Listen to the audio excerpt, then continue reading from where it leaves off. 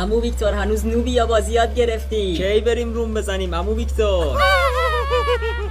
عمو ویکتور به تنها کسی که من اطمینان دارم تویی. چرا اطمینان دارم؟ چون هر دفعه کاورم کردی، اومدی ریوایوم کردی، قرص خواستم بهم دادی، نوشابه خواستم بهم دادی، همه کاری برام کردی.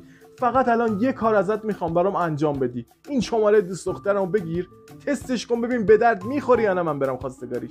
ببین کارلو، من هیچ وقت از این کارا نکردم خب، ولی چون تو رفیقمی این یه دفعه رو انجام میدم برات، بهت حتما خبرشو میدم تا هفته آینده. باشه عمو، پس من میرم. فقط ببین این کیه؟ اون چیه؟ بچه چی میگه؟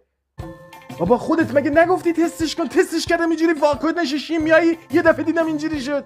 الانم دیگه خیلی خوشبختیم. تو هم برو پی زندگیت، ولش کن، دست از سر این وردار دیگه.